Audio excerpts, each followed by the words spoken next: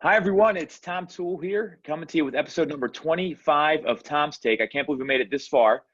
We've got a very good friend of mine and a fellow team leader from Louisville, Kentucky, Jay Pitts here. We're going to talk about team structures.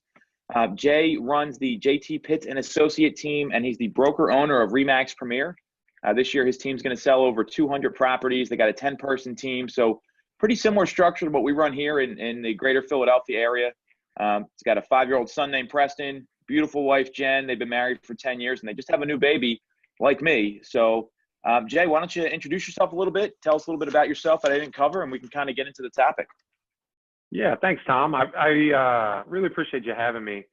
You pretty much hit it. Real estate broker, real estate investor, team leader. I grew up in a real estate family, number one, and started my team in 2008. Kind of went through the tumultuous years of the Great Recession, sold a whole bunch of bank foreclosures, pivoted in 2012 toward a more traditional team structure. And like you said, we sold about 2,000 homes and over my 9-year career, and just, learning every day and selling some real estate. Yeah, I mean, that's a lot of houses for sure. So, obviously it gives you a lot of experience. So the topic I wanted to cover today, and I know we've both talked about this off air, is team structures. I mean, you hear about teams all over the place in real estate right now, and there's a lot of different models. There's some that I'm clear work better than others. But tell me a little bit about what you think, how the team concept benefits the consumer first, because there's a bit of a difference in what happens with a team versus an individual agent when you're on the back end and actually receiving the service. No, absolutely.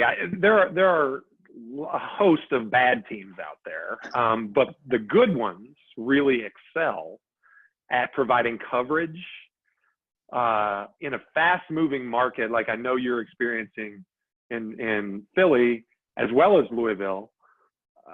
The buyers out there are experiencing an extreme inventory shortage. There's not a lot of adequate homes on the market. So when a house comes to the market that is desirable, it's in a price range and meets that buyer's criteria, and they're working with an independent individual agent, that agent is less likely to be able to drop everything they have going on and beat the other consumers to the punch. With a team, you have a collective. You have this kind of collective synergy that you can use to get an advantage on the marketplace. That's just one advantage. Customer service is typically at a higher level also, though. Yeah, I think you bring up a good point there, because the market is moving fast, and a lot of these homes, if you don't get in like the first day, I mean, there's 2 properties we sold. They had 6 and 11 offers on them. I mean, that's pretty competitive. So, and to the customer service point, I mean, there's so much to do in like prepping a listing for the market or getting everything ready for closing that I don't know that one person can really do it all effectively. So, I mean, we've talked about this off air, so I'm definitely in agreement with you. Well, Tom, let's just look at it like this. Look at it like this, man. I know you're probably not the best at prepping paperwork like I'm not. But there are people that we can have on our teams that do excel at those things, and the customer benefits from each person on the team doing what they do best. Yeah, and I mean, I like to play to my strengths, and I know you do too. So, I mean, that ends up giving the customer the better experience at the end of the day, which is what we all want. So, what about a team structure that maybe doesn't work? Like, what have you seen that maybe isn't so successful, both not only for the consumer but also for agents themselves? I'm not a great fan of the partnership, the independent agent partnership team, where in actuality, it's really just 2 individual agents pooling resources and sharing responsibilities and costs, because I don't believe that adds any additional service to the client. Now, if those 2 people are well supported with the right players in the right locations in the right positions, it can work just as effectively as a singular leader. But more often than not, I find that the folks that opt for that are more concerned with the bottom line than they are the top line. For us as team leaders of larger organizations, we're trying to find the right people for the right position, and that drives top line revenue. And top line revenue is typically driven from better customer service. Yeah, and I mean, I really feel like the consumer deserves better than what they've been getting in the real estate industry. And that's because a lot of these independent practitioners, 10, 15 years ago when teams weren't as prevalent, they're trying to do everything themselves. And they would kind of team up just because they thought that was the right thing to do versus really running a business, which is, I feel like that's where the difference is with the team models that I know you and I both employ. Uh, so what kind of model have you seen that works best to kind of go to the other side of the coin here? I think the model where buyers and are represented by agents that know the buying process. Sellers are represented by agents that know the selling process. That transaction coordination is done by someone who knows the paperwork process, where marketing a listing is done by someone who's truly skilled in marketing. And this typically funnels upwards to one leader, right? One leader that oversees it all.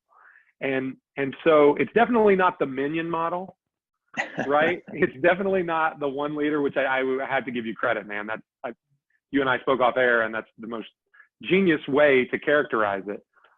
So thank you for that. But yeah, it's not one guy or girl that does all the business and then just like passes stuff off to people who are less qualified. It's each individual being supremely qualified to operate in their own space. I tell my team that I want to be the stupidest person in the room because they are all better than me at their jobs that allows us all to propel forward. Yeah, I mean, I'm big on coaching people up and making everyone better around us because at the end of the day, we're really trying to help people. And there's so many bad agents out there. I mean, you've heard the stories where someone has a bad experience, they're in a lot of financial trouble, and it's because they got someone who didn't know the process. So why don't you explain the minion model for all the people watching that may not know what we're talking about and aren't familiar with the coaching lingo that we use a lot? Sure. Well, I think the way I look at it and what I took from it when you and I had our discussion was the minion model is one seasoned professional, okay, Gru, right, from the movie. We have young kids, right? I mean, we have to go here. Yeah. So the one leader, the one credible professional that has done it for years, that knows the business, that has business coming to them, that can leverage a brand. And then basically what they do is they hire a lot of new to the industry professionals that may or may not be qualified. Okay. They don't provide them adequate supervision, adequate coaching. They don't provide them with the skills and the training and the systems to be able to serve the client at a high level. And yet they just kind of let it filter down from them because the consumer reaches out to them because of their reputation, but then the service doesn't match that reputation. That's the minion model, if you ask me. Yeah, I mean, I think we've all seen it, right? And a lot of consumers and probably people watching have been there where they can't get a hold of anybody, but there's like 15 people on a team. No one knows what's going on. And we know the number one complaint about agents is they never hear from the realtor. And when no one can give them the information or there's no synergy there, I mean, the consumer suffers. And that's really the bottom line. So that was a pretty good description. I mean, you summed it up there pretty well. So we talked a lot about how the consumer benefits, but for agents out there, I mean, right now it's a pretty competitive market. So what do you see the benefit or the value add to being on a team if you're an agent versus being out on your own or, not being on the right team with the right model? Sure. Well, it's literally the opposite of all those things I just said. You're provided with systems, that allow you to shore up your weaknesses and thrive. You're provided with leads or opportunities. You're provided with coaching and mentorship. I'm big on mentorship. I think training is an overused term in the real estate industry.